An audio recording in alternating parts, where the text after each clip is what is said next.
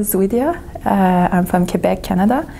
I'm from the Anishnabe people. It's Indigenous people located in Western Quebec in Canada. And I work for the Quebec Native Women Association. Well, actually myself, when I grew up, I had an identity crisis because I was born from a French-Canadian father and an Indigenous mother.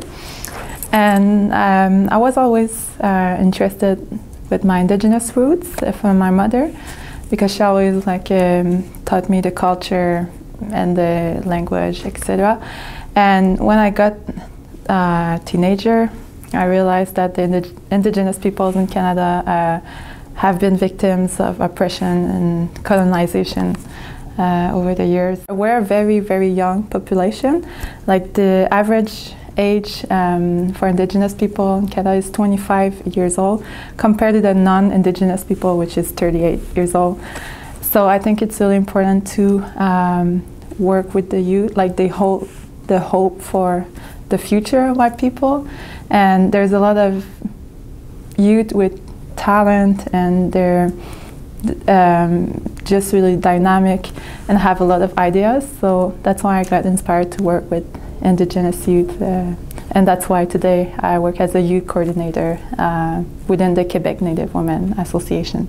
I realized that yeah, there's huge violations of human rights toward Indigenous peoples. There's still this paternalistic relationship with the government. And that's what we're trying to change, basically, here at the UN, or even within Canada when we get involved in organizations or social movements.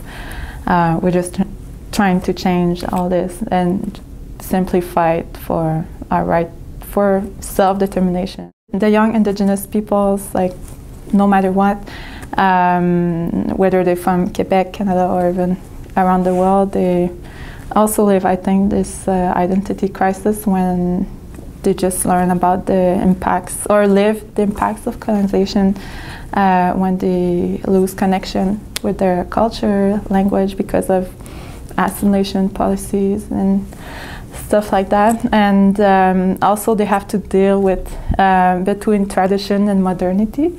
I think a culture that is going to survive is a culture evolving and adapting also to modernity, not like in the sense that we have to assimilate to the mainstream culture, but just a culture survives when it evolves, simply. Yeah. Make this short documentary about Indigenous youth and their vision on self-determination.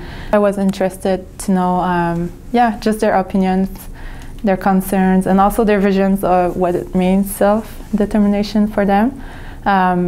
It could be at the political level, but also personal level, etc. So yeah, and so I chose different youth, women, men, and from different milieu, from communities or from the city, and just to see also the diversity of the points of view of Aboriginal youth at the same time, and also the strength of this diversity, and just to give hope to show that the Indigenous youth, yeah, they live problem, but at the same time they're really just motivated to change things, and you just need to give them tools and empower them so that they can change things in their community. Participating to the forum just gave me more hope and more motivation, just to keep doing my work when I go back home. Just seeing all these people who are really interested in getting involved in their communities,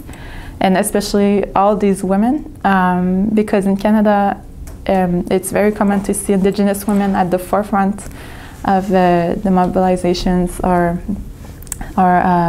even social movements, etc. And here I also noticed that there's a lot of women, Indigenous women, who are at the forefront of all this. So yeah, I think it's really just inspiring and gives yeah, hope and motivation, to just keep going when we come back home.